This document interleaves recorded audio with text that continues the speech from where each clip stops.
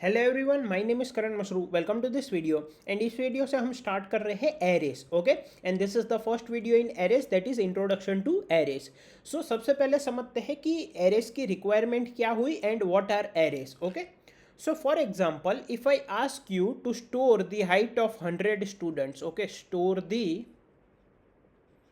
Height of 100 students. ठीक है, आपको 100 स्टूडेंट्स की हाइट इनपुट में दी गई होगी, इसको आपको स्टोर करना है।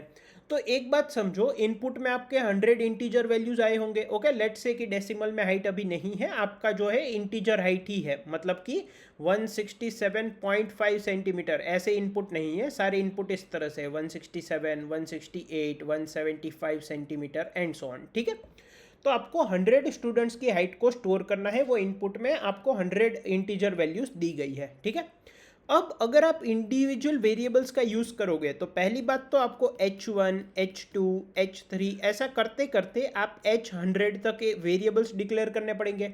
अगर ये 10 होते तो 10 करने पड़ते, अगर 1000 होते तो 1000 तक जाना पड़ता, which would be very inconvenient. H1, H2, H3 ऐसा करते करते 1000 तक लिखना। पहली चीज़ ये, इसलिए इतना अच्छा तरीका नहीं है। दूसरी चीज़, इस पे आप कोई लूपिंग मैकेनिज्म नहीं लगा सकते। मतलब कि अगर मेरे पास 100 इंटीजर्स इनपुट में है एंड मुझे अगर उन 100 इंटीजर्स को H1, H2, H3 up to H100 में स्टोर करना है, then I would write scanf function, जैसे सी में लिखते हैं या तो C++ में सी इन लिखते हैं। मतलब बेसिकली इनपुट लेना, तो मुझे H1 के लिए इनपुट लेने के लिए अलग लाइन लिखनी पड़ती, मान लो scanf H1 %d whatever, right. फिर या तो सी इन जो हम लिखते हैं C++ में, तो H1 के लिए अलग से लिखना पड़ता है, H2 के लिए अलग से लिखना पड़ता है। ऐसा करते करते H100 के लिए अलग से लिखना पड़ता है।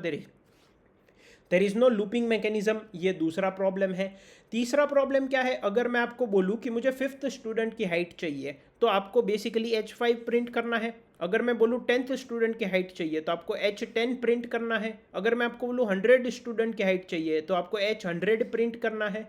तो ये आप कैसे डिसाइड करोगे? मान लो इनपुट में मैं आपको आई देता हूँ और ith स्टूडेंट की हाइट आपको प्रिंट करनी है, तो I5 भी हो सकता है, 10 भी हो सकता है, 100 भी हो सकता है। ठीक है, तो depending upon the I value अलग अलग वेरिएबल आपको प्रिंट करना हो सकता है। तो इसके लिए आपको बहुत सारी इफ एल्स कंडीशन लिखनी पड़ेगी। If I equals to 1 print H1, else if I equals to 2 print H2, else if and so on. Are you getting my point? So ये भी एक इनकन्वीनियंट है। तो इन सभी प्रॉब्लम्स को टैकल करने के लिए इंट्रोड्यूस किया गया arrays. Okay, so arrays are what? Arrays are nothing but they are collection of similar data type items which are stored at continuous memory locations. Okay, so arrays are collection of similar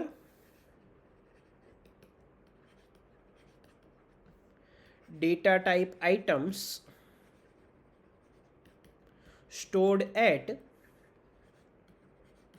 continuous memory locations. Okay, ये continuous memory locations पे store किए जाते हैं। Okay, and so for example अगर मैं एक छोटा सा एग्जांपल लूँ, सो अगर मैं इंट H5 लेता हूँ तो इसका बेसिकली क्या मतलब है कि ये एरे में इंटीजर डेटा टाइप के एलिमेंट स्टोर होंगे। H is the name of the array and 5 is the size of the array. ठीक है, तो ये कंटिन्यूस मेमोरी लोकेशंस पे स्टोर होते हैं। सो फॉर एग्जांपल अगर ये मेरी मेमोरी है, ठीक है, let's say this is location 4000, next location would be 4004। क्यों? क्योंकि जो एरे है इंटीजर डेटा टाइप है वो 4 बाइट्स ऑक्यूपाई करता है। तो अगर पहला एलिमेंट 4000 पे है तो वो 4000, 4001, 4002 एंड 4003 4 बाइट्स ऑक्यूपाई करेगा। नेक्स्ट एलिमेंट 4004 पे होगा। ठीक है, तो हर एक डेटा टाइप के लिए नेक्स्ट एलिमेंट 4 बाइट्स आगे नहीं होगा, वो डिपेंड करेगा डेटा टाइप पे। ठीक है, फिर यहाँ पे ये 4008 पे होगा, ये 4012 पे होगा एंड ये 4016 पे होगा।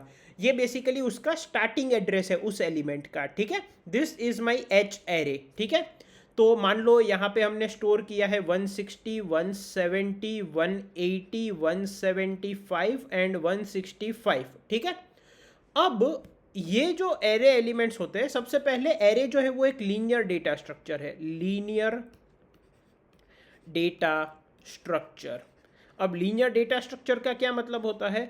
ऐसा डेटा स्ट्रक्चर जिसमें हर एक एलिमेंट दो एलिमेंट के साथ अटैच होता है, एक प्रीवियस और एक नेक्स्ट, ठीक है।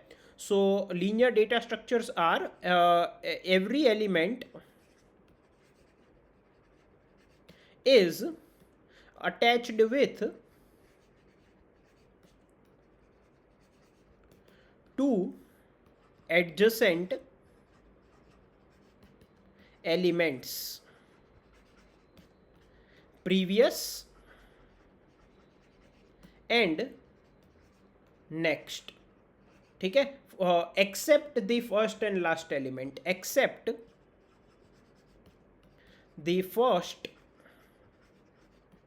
एंड लास्ट एलिमेंट, इनको हम बोलते हैं linear data structure. So for example ये जो है ये एलिमेंट ये उसके प्रीवियस के साथ अटैच है एंड नेक्स्ट के साथ अटैच है डायरेक्टली, राइट। तो ये इस तरह से हर एक एलिमेंट प्रीवियस और नेक्स्ट दो के साथ अटैच होते हैं, इनको हम बोलते हैं लीनियर डेटा स्ट्रक्चर। ये जो लास्ट है वो सिर्फ प्रीवियस के साथ एसोसिएटेड है और जो फर्स्ट है वो सिर्फ नेक्स्ट के साथ एसोसिएटेड है। उनमें प्रीवियस और फर्स्ट में प्रीवियस एलिमेंट नहीं है और लास्ट में नेक्स्ट नहीं है, उसके अलावा बाकी सारे में प्रीवियस और नेक्स्ट के साथ एसोसिएटेड होते हैं, अटैच होते हैं, ठीक है। तो इनको हम बोलते हैं linear data structure and array is a linear data structure.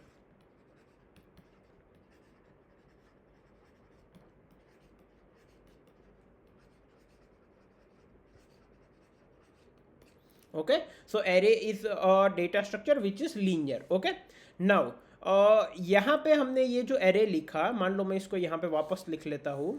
so for example this is 4000, this is 4004, this is 4008, this is 4012 and this is 4016, ये हमारा h array है, ठीक है। and the heights are let's say 160, 170, 180, 175 and 165 centimetre, ठीक है। तो ये जो एरे एलिमेंट्स है, अब देखो जब हम 100 स्टूडेंट की हाइट्स h1 h2 h100 तक ले जा रहे थे अलग अलग वेरिएबल्स में यहाँ पे, तब हमारे पास कोई लूपिंग मैकेनिज्म नहीं था, लेकिन यहाँ पे हमारे पास लूपिंग मैकेनिज्म आ जाता है। कैसे? यहाँ पे एरे के एलिमेंट्स जो होते हैं they can be accessed using indexes, okay. So array elements can be accessed using index value you can write, ठीक है। तो अगर एरे की साइज n है, if array size is n, indexes range from 0 to n-1, ठीक है। अगर array में n एलिमेंट्स है तो इंडेक्स की वैल्यू 0 से लेके n-1 तक वेरी करेगी। So the first element is at 0th index, तो ये 0th इंडेक्स है, ये फर्स्ट इंडेक्स है, ये सेकंड इंडेक्स है, ये थर्ड इंडेक्स है एंड ये फोर्थ इंडेक्स है, और यहाँ पे टोटल एलिमेंट्स कितने हैं? 5। So if I access h of 0, इस तरह से मैं 0th इंडेक्स को एक्सेस कर सकता हूँ, name of the array and in square brackets index value. तो मैं फर्स्ट एलिमेंट मतलब ये 0th इंडेक्स एलिमेंट को एक्सेस करूंगा विच इज फर्स्ट एलिमेंट। ये h ऑफ 1 है, ये h ऑफ 2 है, ये h ऑफ 3 है एंड ये h ऑफ 4 है, ठीक है। तो अब हम यहाँ पे लूपिंग मैकेनिज्म लगा सकते हैं। फॉर एग्जांपल अगर मुझे 100 स्टूडेंट्स की हाइट चाहिए, so I can take int h of 100 and I can put it inside a loop for i equals to 0, i is less than 100, i plus plus, ठीक है। तो i हमारा 0 to 99 vary करेगा and I will say c in h of i। तो जो 100 integers हमने input में दिए हैं वो एक के बाद एक करके हमारे एरे में आ जाएंगे, ठीक है। अनदर थिंग वॉज कि अगर मान लो मुझे 5th हाइट या 10th हाइट या 100 स्टूडेंट की हाइट प्रिंट करनी थी, तो बहुत सारे इफ एल्स कंडीशन लगाने पड़ते थे। Now what I can do is, अगर मुझे 5th स्टूडेंट की हाइट को प्रिंट करना है, याद रखना ये 5th स्टूडेंट है, ये इंडेक्स 5 नहीं है, तो 5th वैल्यू कहाँ पे प्रेजेंट होगी? 4th इंडेक्स पे। समझो, फर्स्ट वैल्यू 0th इंडेक्स पे है, सेकंड वैल्यू फर्स्ट इंडेक्स पे है, थर्ड वैल्यू सेकंड इंडेक्स पे है एंड सो ऑन, ठीक है।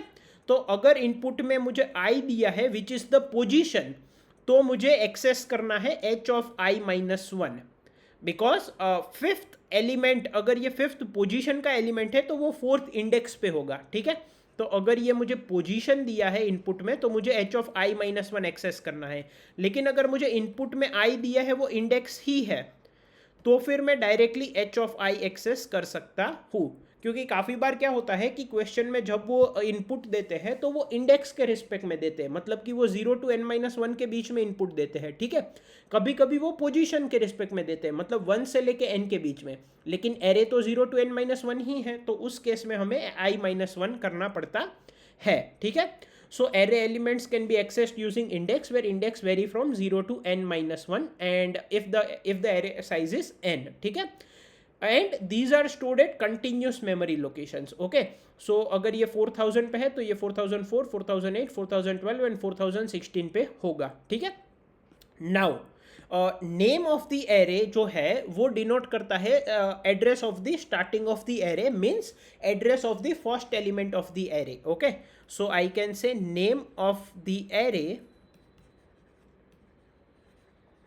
नेम ऑफ द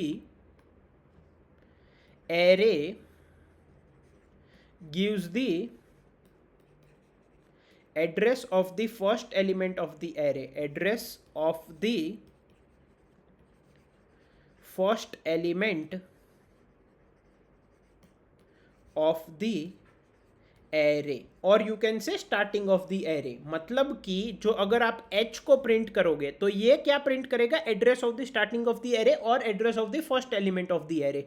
और अगर आप m%h0 प्रिंट करोगे, h0 क्या है, first element, first element zeroth index वाला, उसका एड्रेस मतलब कि m%, तो ये दोनों चीज़ें जो है वो सेम एड्रेस प्रिंट करेगी, ठीक है। One of the big advantage of array is कि accessing element takes constant time, मतलब कि मान लो n साइज का एरे है, उसमें मुझे ith इंडेक्स को एक्सेस करना है तो I can directly write h of i, right. So accessing और modifying ith element of the array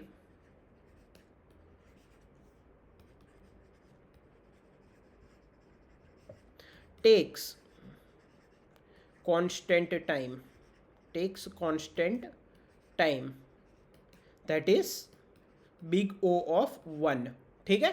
तो अगर मुझे बोला गया है कि ith इंडेक्स पे वैल्यू 10 कर दो, आई कैन डायरेक्टली से h of i is equals to 10।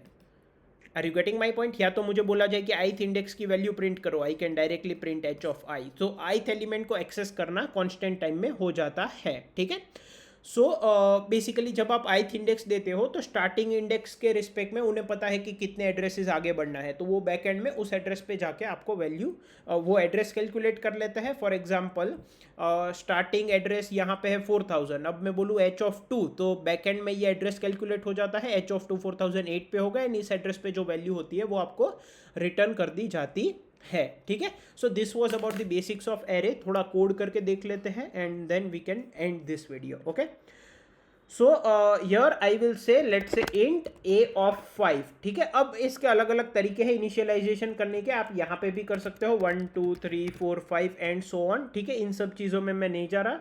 So what I will do is I will take a 5 size array and I will take the input from like I will give the input from the terminal. So for I equals to 0, I is less than 5, I plus plus, ठीक है।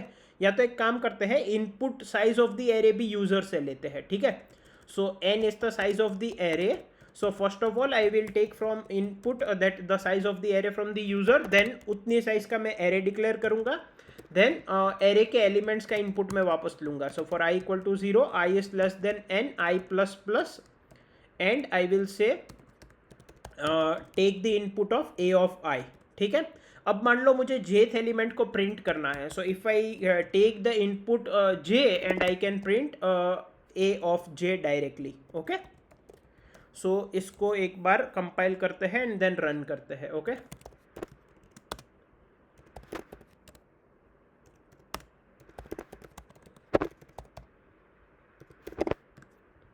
Okay, तो compile हो गया है, introduction dot out file हमारी बन गई है। So I will say dot slash introduction dot out. अब ये कर्सर रुका हुआ है, ये हमसे इनपुट एक्सपेक्ट कर रहा है। इनपुट है n, that is size of the array, let's say size of the array is 8। Now it is expecting the 8 elements of the array. So let me से 2 3 4 6 54 100 and let's say 12 and 1, okay 8 elements हो गए, ठीक है। Now it is expecting कि कौन सा element आपको display करना है। अब यहाँ पे हम दो केसेस लेते हैं, एक बार हम पोजीशन देंगे एंड एक बार हम इंडेक्स देंगे। लेट्स से अभी मैं इंडेक्स देता हूँ, तो मुझे मान लो फोर्थ इंडेक्स का एलिमेंट प्रिंट करना है, मतलब एक्चुअल में फिफ्थ एलिमेंट। फोर्थ इंडेक्स मतलब एक्चुअल में fifth element. So if I say fourth index it will print 54 which is actually the fifth element in the array, ठीक है। लेकिन अब मैं जो इनपुट में दे रहा हूँ वो पोजीशन है, लेट्स से जे जो है वो पोजीशन है। तो मुझे यहाँ पे अगर मैं कहता हूँ कि फिफ्थ पोजीशन का एलिमेंट मुझे दो, तो यहाँ पे इंडेक्स क्या आ जाएगा 4। Are you getting my point? इसको कंपाइल करते हैं एंड इसको रन करते हैं, ठीक है। तो सबसे पहले let's say 5 elements 1 2 3 4 5 and if I से फिफ्थ पोजीशन का मुझे एलिमेंट दो, तो it is giving me 5। Why? Because fifth position का element it is accessing at fourth index, right. तो ये पोजीशन है कि इंडेक्स है, मतलब 0 to n-1 के रिस्पेक्ट में है कि 1 to n के रिस्पेक्ट में, वो कैसे पता चलेगा? वो इनपुट में उन्होंने डिफाइन किया होगा, ठीक है। So and one of the biggest advantage of arrays is random, like access to a particular index takes constant time. Like here we are taking a of j minus 1, right, and it is a collection of similar type of data items. तो यहाँ पे looping वगैरह भी हम लगा सकते हैं, जो कि अगर हम 100 अलग अलग arrays 100 अलग अलग integer elements लेते तो उसमें हम नहीं लगा सकते थे, ठीक है। and we can access an element using index, okay, in constant time. So this was about the introduction to arrays. I hope आपको इस वीडियो में सब कुछ समझ में आया होगा। Thank you.